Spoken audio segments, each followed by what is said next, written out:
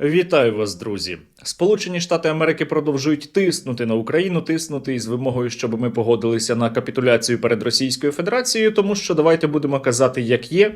Відверто, Америку не цікавить перемога України. Америку навіть не цікавить перемога так званої Російської Федерації. Адміністрацію Трампа цікавить лише за будь-яку ціну призупинення російсько-української війни, щоб він міг потім претендувати на Нобелівку. Так, оце і є зараз основний мотив американської адміністрації для того, щоб тиснути на Україну. Відомо, що вчора президент України Володимир Зеленський провів двогодинну телефонну розмову із Віткофом та Кушнером. До речі, зверніть увагу, Кушнер та Віткоф їздять на поклон до Владіміра Путіна, але до Києва не приїздили жодного разу. До України вони їхати бояться і спілкуються із президентом України лише або коли Зеленський кудись летить, або коли от є такий телефонний зв'язок. Так ось, за даними видання Axios, обговорювалося складне питання територій. Росія усе ще вимагає від України вивести війська із контрольованих нею частин Донбасу, але Сполучені Штати Америки намагаються розробити нові ідеї для розв'язання цього питання, сказав один зі співрозмовників журналістів. І я маю одразу сказати, що би там Сполучені Штати Америки не запропонували щодо цього питання, це не змінить позицію Російської Федерації. Російська Федерація буде і далі вимагати, щоб Україна вивела війська із території України. Ба більше, Владімір Путін під час своєї останньої промови казав, що треба також, аби Новоросія, так звана, була повністю під контролем так званої Російської Федерації, що означає, навіть якщо ми уникнемо серйозного внутрішнього протистояння і виведемо свої війська зі своїх територій Донецької області, то Владімір Путін буде казати, а тепер виводьте із Запорізької області, а потім із Херсонської, а потім з Дніпропетровщини і так далі. Ви це знаєте.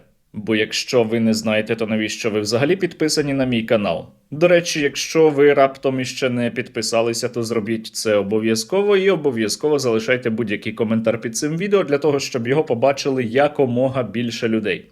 І ще одним ключовим питанням були гарантії безпеки для України з боку Сполучених Штатів. Одне із джерел видання повідомило журналістам, що сторони досягли значного прогресу та наблизилися до згоди, але, мовляв, потрібна подальша робота. А це означає, що ні про що по факту не домовилися. Та й взагалі, чи можна домовитися зі Сполученими Штатами Америки про дійсно дієві гарантії безпеки для України? Адже Сполучені Штати Америки, згідно із новою американською доктриною, не дають жодних гарантій безпеки тепер навіть державам-членам НАТО. Невідомо, якщо Російська Федерація нападе на будь-яку із країн-членів НАТО, невідомо, чи Сполучені Штати Америки будуть взагалі захищати цю країну. Це зараз дуже велике питання, тому, знаєте, гарантії безпеки від Сполучених Штатів Америки – це станом на зараз, напевно, синонім Будапештського меморандуму. Тож, не варто сподіватися на якісь серйозні зрушення найближчим часом щодо переговорного треку, тому що позиція росіян не змінюється, а для нас така позиція росіян є абсолютно неприйнятною з точки зору державності. Якщо хтось не розуміє чому, то я маю пояснити. Якщо українська армія буде виведена із території України, це викличе серйозну значну дестабілізацію всередині України, з можливістю аж навіть повалення чинної влади, тому що українське суспільство не буде спокійно дивитися на це. І президент України Зеленський це усвідомлює, він на такий крок не піде. Та навіть якщо ми це зробимо, і знову ж таки не буде ніякої дестабілізації, що нереалістично, Російська Федерація не зупиниться. Це не призведе до завершення російсько-української війни.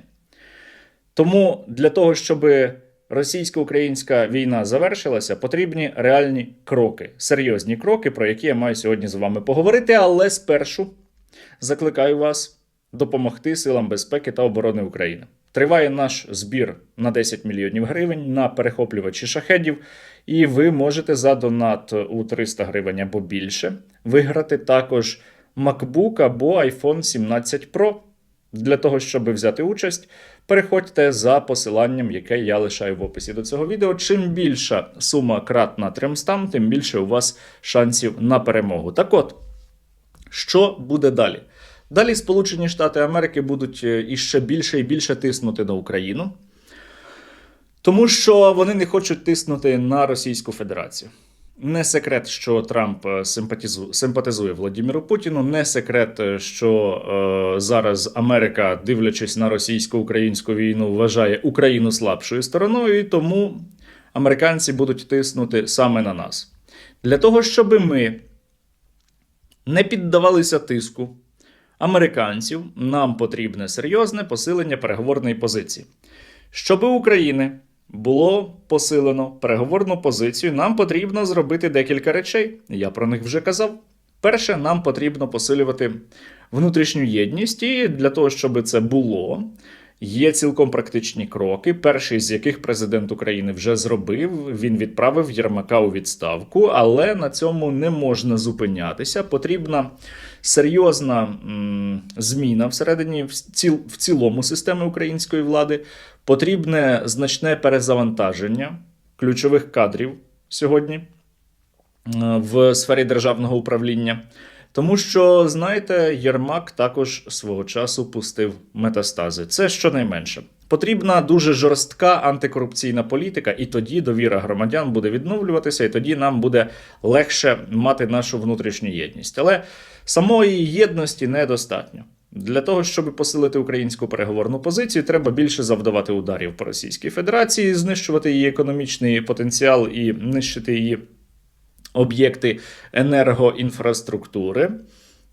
Звісно ж, потрібні масштабні спеціальні операції проти Російської Федерації. Тут я зупинятися на цьому питанні не буду. Операція «Павутина» показала високий рівень роботи українських спецслужб.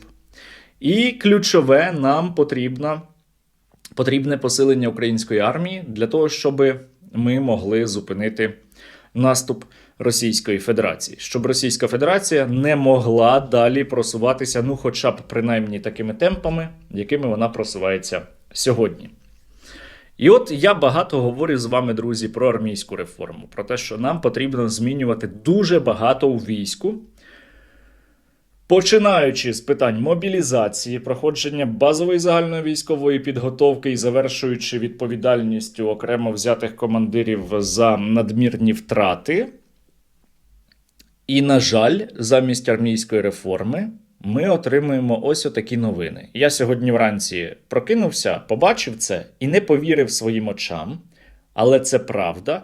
Виявилося, що в нас сьогодні в Збройних силах України знову з'явився генерал Кузьмук.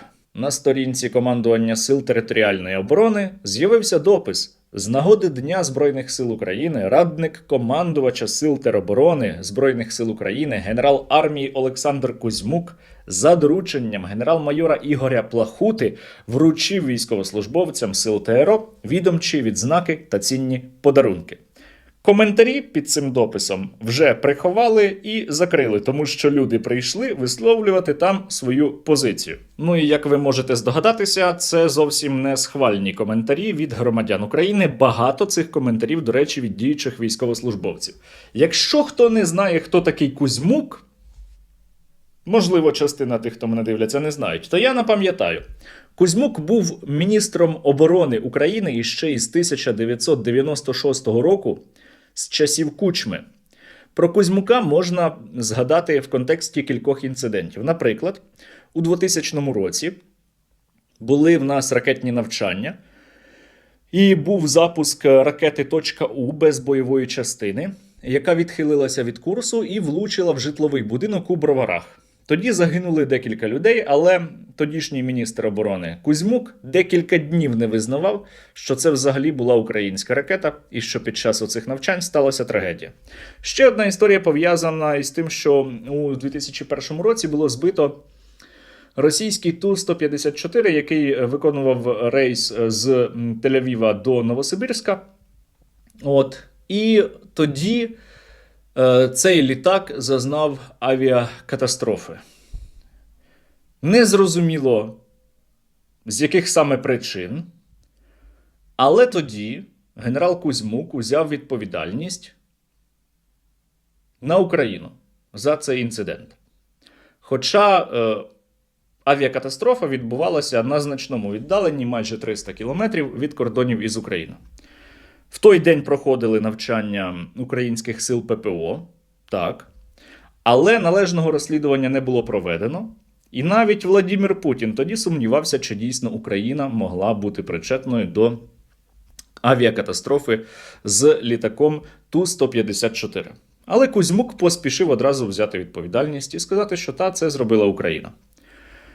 Кузьмук також свого часу виступав за приєднання України фактично до ОДКБ в союзі з Російською Федерацією. Він був тричі народним депутатом від партії регіонів, але все, що я вам перелічив до того, воно абсолютно неважливе і може виглядати такими дитячими помилками в порівнянні з тим, що Кузьмук зробив, будучи народним депутатом України, тому що він був одним зі 148 народних депутатів. Це були депутати від партії регіонів і комуністичної партії, який підписав звернення до Сейму Польщі з проханням визнати геноцидом проти поляків події національно-визвольної війни 1942-44 років, тобто фактично український парламентар звернувся до парламенту іноземної держави і попросив, щоб та держава визнала, що наша держава, наші люди вчиняли геноцид. Навіть Кравчук, Леонід Кравчук тоді назвав це актом національної зради. Це була, очевидно, політична диверсія проти України і української державності, і Кузьмук брав у ній участь з ідеологічних міркувань. І зараз він на посаді радника командувача Сил територіальної оборони. До речі, ще цікавий факт. Кузьмук своє 70-річчя, а зараз йому 71. Бачите, таке молоде покоління у нас підійшло до командування Сил ТРО. Так от, своє 70-річчя Кузьмук святкував у яхт-клубі в Монако. І ще раз, Кузьмук, я, чесно кажучи, навіть не знав, що він ще живий. Виявилося, є зараз радником командувача Сил ТРО. І от у мене є риторичне питання. В тому числі до вищого військового командування. Ви справді хочете, щоб люди були вмотивовані у війську або йти до війська, коли вони таке бачать? Ви справді вважаєте, що отакі кадрові рішення – це нормально і це додасть людям мотивації? На жаль, я знаю відповіді на ці питання, і ці відповіді, вони не про державні інтереси. Але разом із тим, друзі, я переконаний, що іще не усе втрачено. Зокрема, тому що українські військові дедалі частіше говорять про потребу у проведенні армійської реформи. І буквально учора про потребу проведення армійської реформи заявив також і один український генерал. Маю процитувати. Герой України, колишній заступник командувача Сил територіальної оборони, бригадний генерал Сергій Собко написав у себе у Фейсбуці: «Армія на межі та армія, яка може перемогти. Війни можуть виграти лише ті армії, що здатні одночасно утримувати позиції на передовій і підтримувати внутрішню стійкість.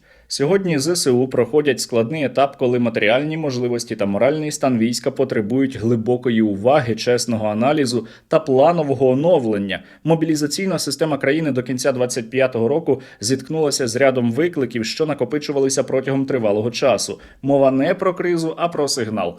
Підготовлений людський резерв значною мірою вичерпаний, а суспільство потребує ясності щодо довгострокових перспектив і цілей війни. На початку повномасштабної агресії мотивація була абсолютно очевидною, але логіка 22-23 років не може автоматично діяти в умовах тривалого протистояння. Люди почали ставити питання, які природно виникають у демократичному суспільстві під час війни. Скільки це триватиме, чого ми прагнемо стратегічно, яким буде час після досягнення наших цілей?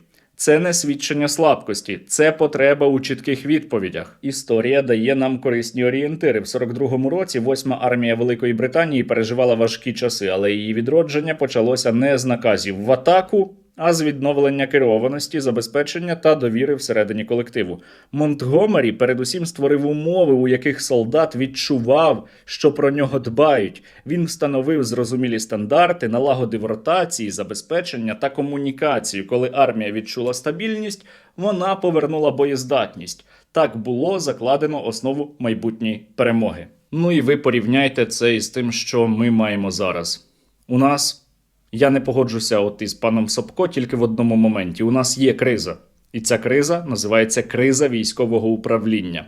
Вона чітко виражена, є усі її симптоми, і саме із нею потрібно якнайшвидше боротися. Саме тому сьогодні Україна потребує якісного перелому, не емоційного, а структурного. Треба повернути солдатові відчуття, що він є центральною фігурою оборони. Повернути суспільству розуміння, що армія – це спільна справа, а не окрема система. Повернути командирам інструменти, які дозволять будувати не лише фронт, а й майбутню перемогу.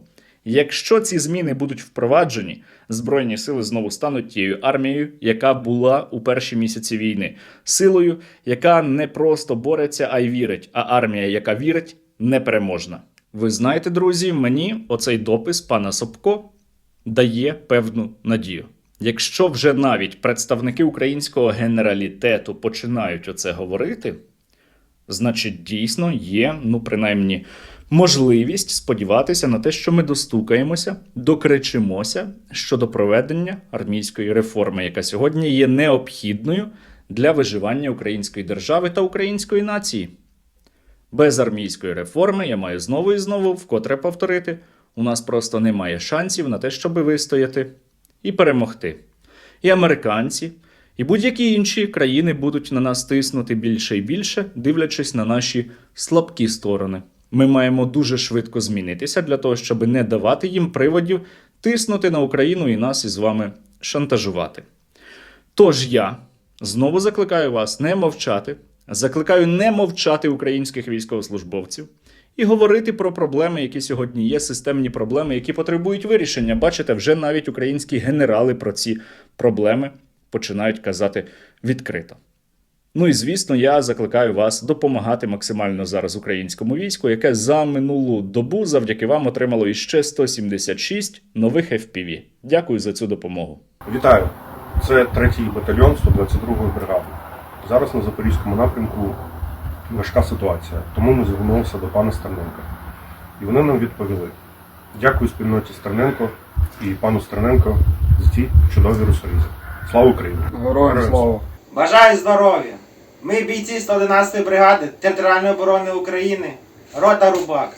Дякуємо пану Стерненку і спільноті Стерненко за ці 10 оптоволоконних дронів, за допомогою яких ми будемо нищити ворога і наближати Україну до перемоги. Донатьте на русоріз! Слава Україні! Героям слава! Ми підрозділ Булава 3-го механізованого батальйону окремої президентської бригади. Висловлюємо щиру подяку фонду Сергія Стерненка і особисто Сергію за надані 40 дронів-перехоплювачів «Стінг». Завдяки цим дронам ми сьогодні збили 50-й шахед. Ось приклад того, що ми їх збиваємо в полях, а не над населеними пунктами. Слава Україні! Героям слава! Переламним моментом на користь України стане відновлення довіри. Довіри як всередині українського суспільства, так і всередині української армії. Для того, щоб ця довіра з'явилася, потрібні серйозні, швидкі, якісні зміни. Лишати так, як є, більше не можна. Ми або змінимося, або загинемо. Але я вірю, що у нас іще є шанси і вистояти, і перемогти. Тільки якщо ми усі будемо думати про те, щоб перемогти. А не про Кузьмука, який повертається до Збройних сил.